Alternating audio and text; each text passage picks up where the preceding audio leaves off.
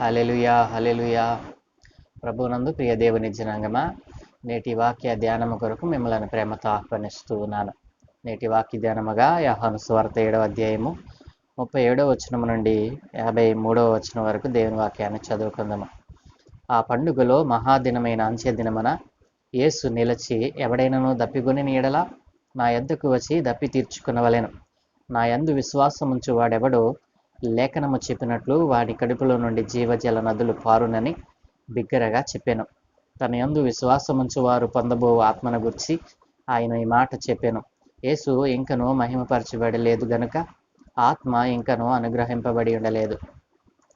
జనసమూహములలో కొందరు ఈయన మాటలు విని, నిజముగా ఈయన ప్రవక్తయే అనిరి. మరికొందరు ఈయన క్రీస్తే అనిరి.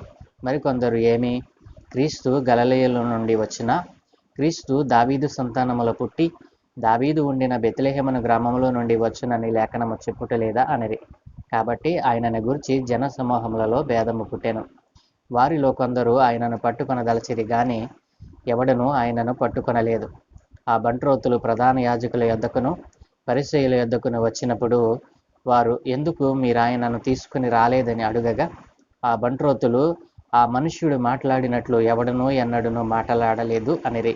అందుకు పరిసయ్యులు, మీరు కూడా మోసపోతీరా? అధికారులలో గాని పరిసయ్యులలో గాని ఎవడైనను ఆయన యందు విశ్వాసముంచెనా? అయితే ధర్మశాస్త్రమెరుగని ఈ జనసమూహము శాపగ్రస్తమైనదని వారితో అనిరి. అంతకు మునుపు ఆయన యొద్దకు వచ్చిన నికోదేము వారిలో ఒకడు. అతడు, ఒక మనుష్యుని మాట వెనక మునుపును వాడు చేసినది తెలుసుకొనక మునుపును మన ధర్మశాస్త్రము అతనికి తీర్పు తీర్చునా అని అడుగగా, వారు, నీవును గలిలయుడివా?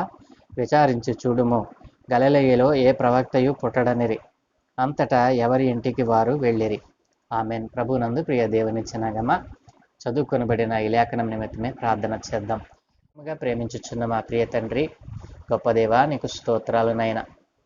ఏ మంచి లేని మా జీవితంలో మరొక నూతన దినాన్ని అనుగ్రహించినందుకై మీకు స్తుతులు చెల్లిస్తూ, చదువుకొనబడిన ఈ లేఖనమును మా కొరకు దీవించుమని యేసయ్య పరిశుద్ధ నామమున అడుగుచున్నాము తండ్రి. ఆమెన్.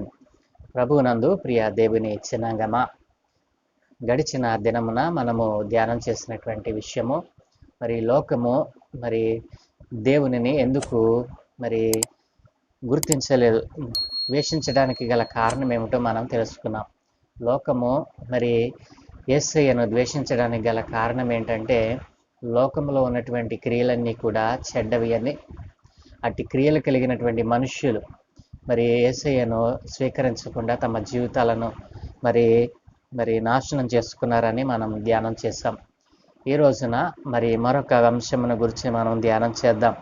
యేసు ప్రభులు వారు మరి పర్ణశాల పండుగకు యెరూషలేమునకు వెళ్ళినప్పుడు, మరి సగం పండగ అయిన తర్వాత ఆయన దేవాలయంలో బోధిస్తూ వారికి మరి బోధ చేస్తూ, ఈ బోధ మరి నన్ను పంపిన వాని యొక్క చిత్తము చొప్పున ఎవరైతే జరిగిస్తారో, మరి దేవుని యొద్ద నుండి వచ్చానని, దేవుడే నన్ను పంపాడని వారికి బోధిస్తూ, మరి ఎవరైతే తన్ను తాను తగ్గించుకొని తండ్రి చిత్త ప్రకారము నిశ్చయించుకుంటాడో ఆ బోధ సత్యమైనదని, మరి ఎవరైతే మరి పైనుండి వచ్చేటువంటి ఆ బోధను, పైనుండి వచ్చేటువంటి మాటలను గాక తనంతట తానే బోధించుచున్నాడో, మరి తనంతట తానే బోధించేవాడు మరి తన స్వకీయ మహిమను కోరుకుంటాడని, తనంతట తానే మరి ఉపన్యాసించేటువంటి వాడు తనకు గొప్ప పేరు రావాలని ఆశిస్తాడు అని, మరి ఎవరైతే తండ్రి యొక్క చిత్తాన్ని నెరవేర్చడానికి తండ్రి యొద్ద నుండి పుచ్చుకున్నటువంటి ఆ గొప్ప మాటలను, ఆ సత్యమైనటువంటి మాటలను బోధిస్తాడో వాడు సత్యవంతుడు అని యేసు ప్రభులు వారు మరి అక్కడ తెలియజేయటం మనం చూడగలం. మరి ఎవరైతే తనంతట తానే బోధించేవాడు ఏం చేస్తాడట, స్వకీయ మహిమను వెదకును గాని తన్ను పంపిన వాని మహిమను వెదకువాడు, తన్ను పంపిన వాని మహిమను వెదకువాడు సత్యవంతుడు. తనంతట తానే బోధపరచువాడు మరి తన స్వకీయ మహిమను గురించి ప్రాకులాడతాడని, మరి ఎవరైతే దేవుని యొక్క మహిమను వెదుకుతాడో ఆయన సత్యవంతుడని, ఆయనలో ఏ దుర్నీతియు లేదని దేవుడు ఖండితంగా వారికి చెప్పాడు. యేసు ప్రభులు వారు మరి ఈ మాటలు చెప్పినటువంటి యేసు ప్రభులు వారిని ఆ జనసమూహం ఏమన్నారంటే, మరి యేసు ప్రభులు వారి ఈ సత్యమైనటువంటి మాటలు వారికి బోధిస్తూ మరి మోసే ధర్మశాస్త్రము మరి మీకు అనుగ్రహింపబడింది, మోసే ధర్మశాస్త్రం అనుసరించే వారిగా మీరు కనబడుతున్నారు, కానీ ఎవరిలో కూడా ఆ ప్రవర్తన లేదని చెప్పి ఆయన అన్నటువంటి మాట ఏంటో తెలుసా? మీరు మీరు మరి నన్ను సంపజూచుచున్నారని ప్రజలతో దేవుడు అన్నప్పుడు, ఆయన ఆ మాట ఎప్పుడైతే అన్నారో జనులు అన్నారు కదా, నువ్వు దెయ్యం పట్టిన వాడివి, ఇప్పుడు దాకా బాగానే బోధించావు కదా, ఇప్పుడు ఎవరు నిన్ను సంపజూస్తున్నారు అని ఆయనను దెయ్యం పట్టిన వాడవని ఆయనను అన్నారు. అప్పుడు యేసు ప్రభులు వారు అన్నటువంటి మాట ఏంటో తెలుసా? మరి సున్నతి మరి మోషే ద్వారా మీకు కలిగింది కాదు, సున్నతి మరి పితరుల నుండి మనకు కలిగినది. మరి విశ్రాంతి దినమున ఒకడు సున్నతి వచ్చినప్పుడు వానికి సున్నతి మీరు మరి చేస్తూ ఉన్నారు. సున్నతి అతనికి సంప్రాప్తం అవుతుంది. విశ్రాంతి దినమున మీరు ధర్మశాస్త్రమును మీరి మరి సున్నతిని మరి కలిగించినప్పుడు, మరి అదే విశ్రాంతి దినమున మరి నేను ఒక మంచి కార్యము అంటే ఒకనిని స్వస్థపరచుట మరి చెడ్డదని ఎందుకు మీరు తలస్తూ ఉన్నారు? మరి మీరు చేస్తేనేమో ఒప్పు, నేను చేస్తే తప్ప అని ఆయన సత్యమైనటువంటి మరి సత్య వాక్కును సరిగా బోధిస్తూ వారిని అడిగినట్లుగా మనం చూడగలం. కాబట్టి నా ప్రియ దేవుని జనాంగమా, యేసు ప్రభుల వారు అన్నారు కదా, వెలుచూపును బట్టి మీరు తీర్పు తీర్చక న్యాయముగా తీర్పు తీర్చుడని దేవుడు వారిని హెచ్చరించాడు. కాబట్టి ఆ జనసమూహంలో కొందరు మరి యేసు ప్రభుల వారిని పట్టుకోవాలని చూస్తున్నటువంటి వారితో, మరి వారు పట్టుకోవాల్సినటువంటి వ్యక్తి ఇక్కడేగా, ఈయనే కదా, ఈయన బహిరంగంగా మరి తిరుగుతూ ఉంటే పట్టుకొనకుండా ఏం చేస్తూ ఉన్నారు? ఈ అధికారులు కూడా మరి నిజమైన క్రీస్తు ప్రవక్త ఈయనే అని వారు నమ్మారా ఏంటి అనేటువంటి ఆ సనుగులను ఆ జనసమూహంలో పుట్టినప్పుడు, ఆ సనుగులను విన్నటువంటి ప్రధాన యాజకులు మరి శాస్త్రులు పరిసయ్యులు ఆయనను బంధించి పట్టుకొని రమ్మని బంట్రోతులను పంపుతారండి. అట్లా బంట్రోతులను పంపినప్పుడు యేసు ప్రభులు వారు అన్నారు కదా, ఇక కొంతకాలము మీతో కూడా ఉందును, తర్వాత నేను మీకు దొరకను. ఇంకా కొంతకాలం నేను మీతో కూడా ఉందును, తర్వాత నన్ను పంపిన వాని యొద్దకు వెళ్ళుదును. మీరు నన్ను వెతుకుదురు కానీ నన్ను కనుగొనరు. నా ప్రియ దేవుని జనాంగమా, ఈ దృగ్విషయాలన్నీ కూడా యేసు ప్రభులు వారు ఇక 6 నెలలకు మరి శిలువ మరణం పొందబోతున్నారని, పొందబోవుటకు ముందు జరుగుతున్నటువంటి విషయాలు, 6 నెలలకు ముందుగా జరిగినటువంటి విషయాలు ఇక్కడ యోహాను భక్తుడు మనకు తెలియచేస్తూ ఉన్నాడు. ఈ రీతిగా ఆయన మరి కొంతకాలం మరి తర్వాత నేను ఎక్కడ ఉందనో అక్కడికి మీరు రాలేరని, మరి నేను ఎక్కడికి వెళ్తానో మీకు తెలియదని ఆయన చెప్పినప్పుడు, మరి ఆ జనులు నేను ఎక్కడికి నన్ను వెతుకుదురు కానీ కనుగొనరని, నేను ఎక్కడ ఉందనో అక్కడికి మీరు రాలేరని ఆయన చెప్పిన మాటను బట్టి వారు ఆలోచిస్తూ ఉండగా, యేసు ప్రభు మరి ఆ పండుగ మహాదినమైనటువంటి మరి చివరి దినమైనటువంటి మహాదినమైన అంచె దినమున యేసు ప్రభుల వారు నిలచి మరి ఒక గొప్ప మాటను అక్కడ విడుదల చేశారు. అదేమిటో 37వ వచనంలో మనం చదువుదాం. ఎవడైనను దప్పిగొనిన ఎడల నా యొద్దకు వచ్చి దప్పి తీర్చుకునవలెను. నా యందు విశ్వాసముంచువాడెవడో లేఖనము చెప్పినట్టు వాని కడుపులో నుండి జీవజల నదులు పారునని బిగ్గరగా చెప్పాను.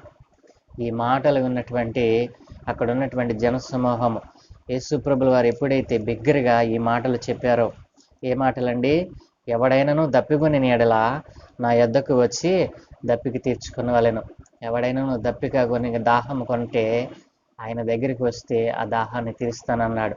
ఎవడైనను నా యందు విశ్వాసముంచు వాడెవడో లేఖనము చెప్పినట్లుగా వాని కడుపులో నుండి జీవజల నదులు పారునని ఆయన బిగ్గరగా చెప్పాను. తన యందు విశ్వాసముంచువారు ఈ మాట చెప్పినప్పుడు, మరి తన యందు విశ్వాసముంచిన వారికి మరి ఆత్మను అనుగ్రహిస్తానని ఆయన ముందుగా తెలియచేసినటువంటి మాటలు ఇక్కడ మనం చూడగలం. కాబట్టి యేసు ఈ మాట ఎప్పుడైతే బిగ్గరగా చెప్పారో, అక్కడ ఉన్నటువంటి ఆ జనసమూహము ఈయన నిజముగా ప్రవక్తయే, ఈయన క్రీస్తే అని మరి అక్కడ ఆయన యందు విశ్వాసం ఉంచినట్లుగా మనం చూడగలం. అయితే యూదులకు భయపడి ఎవరునూ కూడా ఆయనను క్రీస్తు అని ఆయన పరలోకం నుండి దిగి వచ్చిన దేవుడని ఎవరు కూడా ఒప్పుకొనలేదు. కానీ కొంతమంది అయితే ఏమిటి, మరి ప్రవక్త క్రీస్తు గలిలయ నుండి వస్తాడా, మన ప్రవచనాల్లో ఏమని ఉంది, మన ప్రవచనాల్లో మరి క్రీస్తు అనేటువంటి వ్యక్తి మరి దావీదు సంతానంలో పుట్టి మరి బెత్లెహేమను, దావీదు నివసించినటువంటి బెత్లెహేమను పురంలో నుండి వచ్చినని మన ప్రవక్తలు మరి ప్రవచించలేదా? మనకు ప్రవచనంలో మనకు రాయబడి ఉంది కదా. కాబట్టి యేసు ప్రభుల వారిని బట్టి జనసమూహములో ఆ మాటను బట్టి మరి భేదము కలిగినప్పుడు కొందరు ఆయనను పట్టుకున్న దలసిరి కానీ ఆయన సమయం ఇంకనూ రాలేదు కనుక ఎవరును ఆయనను పట్టుకుని తెగించలేదండి. కాబట్టి యేసు ప్రభుల వారిని పట్టుకుని రమ్మని చెప్పినటువంటి బంట్రోతులు మరి ప్రధాన యాజకుల యొద్దకును పరిసయ్యుల యొద్దకును వచ్చి మరి నిలిచినప్పుడు వారు అడుగుతున్నారు కదా, ఎందుకు మీరు ఆయనను తీసుకుని రాలేదు, ఆయనను బంధించి ఎందుకు తీసుకుని రాలేదనే మాటకు అక్కడ బంట్రోతులు ఇస్తున్నటువంటి సాక్ష్యం ఏంటో తెలుసండి. ఆ బంట్రోతులు 46వ వచనం, ఆ బంట్రోతులు ఆ మనుష్యుడు మాట్లాడినట్లు ఎవడును ఎన్నడును మాట్లాడలేదు అనిరి. కాబట్టి నా ప్రియ దేవుని జనంగా బంటులు మరి ఆ బంట్రోతుల యొక్క మరి వారి యొక్క పరిస్థితిని మనం ఆలోచన చేసినట్లయితే బంట్రోతులు ఒక అధికారి కింద పనిచేసేటువంటి వారు మరి వారికి వీరు మంచివారు చెడ్డవారు, వీళ్ళు గొప్పవారు, మరి ఇట్లాంటి భేదములు వారికి అవసరం ఉండదు. వారు కఠినంగా వ్యవహరిస్తారు. వాడు గొప్పవాడైనా, వాడు చెడ్డవాడైనా, వాడు చిన్నవాడైనా పెద్దవాడైనా, వాడు ఎలాంటి వాడైనా సరే బంట్రోతులు ఒకటే చేస్తారండి. వారు ప్రతి వారి ఎడల కఠినంగా ప్రవర్తిస్తూ ఉంటారు. కాబట్టి అటువంటి కఠినాత్ములైనటువంటి బంట్రోతులు యేసు ప్రభుల వారు మాట్లాడినటువంటి మాటలకు వారి హృదయాలు కరిగిపోయాయండి. ఏ విధంగా కరిగిపోయాయి అంటే, ఆయన మాట్లాడుతూ ఉండగా వారు వింటూ ఉండగా వారి హృదయాలు మెత్తబడిపోయాయి అనమాట. ఎంత కఠినాత్ములైనటువంటి హృదయమైనా సరే మరి మెత్తబడిపోయాయి. మరి బంట్రోతుల యొక్క హృదయాలను మనం ఆలోచన చేసినట్లయితే వాళ్ళ ఆలోచనలు ఎలా ఉంటాయి, వారు పెద్దవాడా చిన్నవాడని చూడరండి. ఎవడైనా సరే వారి బంధించి మరి అతి కిరాతముగా అతి కఠినముగా వారు శిక్షిస్తూ ఉంటారు. మరి వారిని అంతా మరి హ్యాండిల్ చేస్తూ ఉంటారు. కాబట్టి వారి ప్రవర్తన మనం చూసినట్లయితే చాలా భయంకరంగా కఠినంగా ఉంటుంది. కాబట్టి అట్లాంటి కఠినాత్ములైనటువంటి బంట్రోతుల హృదయాలు కూడా ఆయన మాటలు విన్నప్పుడు మరి కరిగిపోయి వారు అన్నటువంటి మాట ఆ మనుష్యుడు మాట్లాడినట్లుగా మరి ఎన్నడూను ఎవడును మాట్లాడి ఉండలేదు. అందుకనే మేము ఆయనను బంధించలేకపోయాము. ఆయన మాటల్లో దోషం లేదు, ఆయన చేతల్లో ఏ విధమైనటువంటి మరి అతిక్రమము లేదు. కాబట్టి ఆయన సత్యవంతుడని ఆయనలో ఏ దుర్నీతి లేదని బంట్రోతులు సాక్ష్యం ఇచ్చినట్లుగా మనం చూడగలమండి. వెంటనే ఈ మాటలు అన్నటువంటి బంట్రోతులను వారు ఏమంటున్నారో తెలుసండి. అందుకు పరిసయ్యులు మీరు కూడా మోసపోతిరా 48వ వచనంలో, అధికారులలో కానీ పరిసయ్యులలో కానీ ఎవడైనానో యేసయ్యనందు యేసుక్రీస్తునందు విశ్వాసం ఉంచిన అయితే ధర్మశాస్త్రం ఎరగని ఈ జనసమూహము శాపగ్రస్తమైనదని ఆ జనసమూహాన్ని శపిస్తూ ఉన్నారండి. ఆనాటి ఈ ప్రధాన యాజకులు, శాస్త్రులు, పరిసయ్యులు మరి ఈ లోకంలో ఉన్నటువంటి చెడ్డ క్రియలతో నిండిన వారై కేవలము ధనాపేక్ష చేత మరి ధనము మరి లాభమును అపేక్షించుట కొరకు వారు ఆ రోజున దేవాలయంలో ఉన్నటువంటి సమస్తాన్ని వారు తమ స్వచిత్తము కొరకు వాడుకునేటువంటి వారు. మరి ఆనాటి యూదులను వారు మరి మచ్చిక చేసుకొని ధర్మశాస్త్రంలో ఉన్నటువంటి వాటిని మరి ప్రజల మీద రుద్దుతూ వారు మాత్రము పాటించకుండా తమ జీవితాలను వ్యర్థపరుచుకున్నటువంటి జనాంగం. కాబట్టి మరి యేసు ప్రభుల వారు ఎప్పుడైతే ఆ మాటలు మరి పలికారో ఆ మాటలు విన్నటువంటి బంట్రోతుల హృదయం కూడా మరి కరిగిపోయి మెత్తని హృదయాలు కలిగిన వారై ఆయన యందు విశ్వాసం ఉంచినట్లుగా చూడగలం. అయితే ఈ శాస్త్రులు, పరిసయ్యులు వీరు బంట్రోతుల కంటే కఠినాత్ములు అనమాట. వీరు దుర్నీతి పరులు. వీరు దుర్నీతి పరులై దుష్ట సాంగత్యం చేసేటువంటి వారై మరి ఆనాటి జనసమూహమును శపిస్తూ ఉన్నారు. కాబట్టి శాస్త్రులు, పరిసయ్యులలో, అధికారులలో కానీ ఎవరైనాను యేసునందు విశ్వాసం ఉంచిన ధర్మశాస్త్రం ఎరిగినటువంటి జనసమూహం శాపగ్రస్తమైనదని అన్నప్పుడు అక్కడ యేసయ్య దగ్గరికి వచ్చినటువంటి నికోదేము అనేటువంటి అతడు ఏమన్నాడంటే, ఒక మనిషిని మాట వినక మునుపును వాడు చేసినది తెలుసుకొనక మునుపును మన ధర్మశాస్త్రం అతనికి తీర్పు తీర్చునా అని వారిని ప్రశ్నిస్తాడు.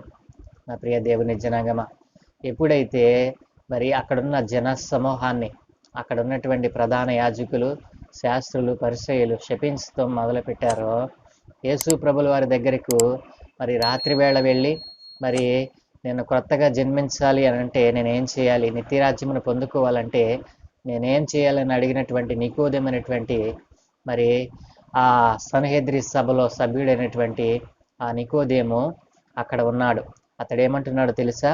ఒక మనిషిని మాట వెనక మునుపును వాడు చేసినది తెలుసుకొనక మునుపును, ఒక మనిషిని మాట వెనక మునుపును వాడు చేసినది తెలుసుకొనక మునుపును తీర్పు తీర్చుట మన ధర్మశాస్త్రంలో ఉందా అని వారిని ప్రశ్నించినప్పుడు వారు దానికి సమాధానంగా ఏం చెప్పారంటే, దానికి సమాధానం చెప్పకుండా వారు, నీవును గలిలయుడివా, విచారించి చూడుము, గలిలయలో ఏ ప్రవక్తను మరి పుట్టడని మరి అతనితో వాదించారు.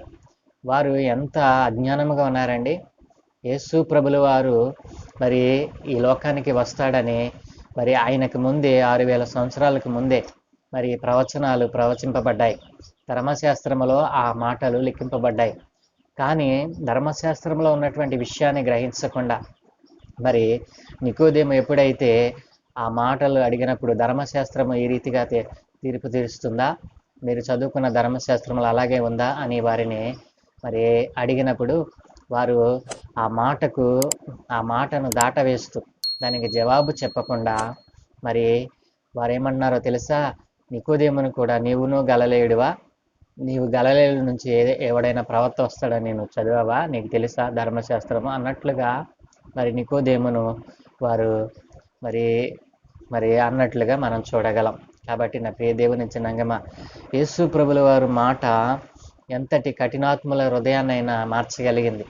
కానీ ఆనాటి దుర్నీతి పరులైనటువంటి దుష్ట మనస్సు కలిగినటువంటి ఆనాటి శాస్త్రులు, పరిసయ్యుల, ప్రధాన యాజకుల మనస్సు మాత్రము కరగలేదు. ఎందుకంటే వారు మెస్సయ్య వస్తాడనే ఎరిగి ఉండి కూడా ఆయన సత్యవంతుడై పరలోకం నుండి దిగి వచ్చి వారి మధ్య మరి సంచరిస్తూ ఉన్నప్పటికీ కూడా ఆయనను అంగీకరించకుండా, ప్రజల మనస్సును ఆయన తట్టు తిరగకుండా అనేక విధాలుగా ఆయనను మరి మరి తృణీకరించిన వారిగా వారు ఉన్నారు. కాబట్టి నా ప్రియ దేవుని జనాంగమా, యేసు ప్రభు వారి మాట విన్నటువంటి కఠినాత్ములైనటువంటి బంట్రోతుల మనసైనా కరిగింది, కానీ ఆనాటి దుష్టహృదయం కలిగినటువంటి ఆ ప్రధాన యాజకులు, శాస్త్రులు, పరిసయ్యులు మరి ఆయన యందు విశ్వాసం ఉంచకపోయారు. ఆయన యందు విశ్వాసం ఉంచకపోవటమే కాదు, ఆయనను సిలువకు అప్పగించాలని, ఆయనను పట్టుకొని చంపేయాలని దుష్ట ఆలోచనతో వారు కలిగి ఉన్నారు. కాబట్టి నా ప్రియ దేవుని జనాంగమా, యేసయ్య మాట సత్యమైనది. ఆయనలో ఏ దుర్నీతియూ లేదు. ఆయనలో దుర్నీతి ఉంటే వారు ఆ రీతిగా మాట్లాడేవారే కాదు. కాబట్టి నికోదేము అన్నట్లుగా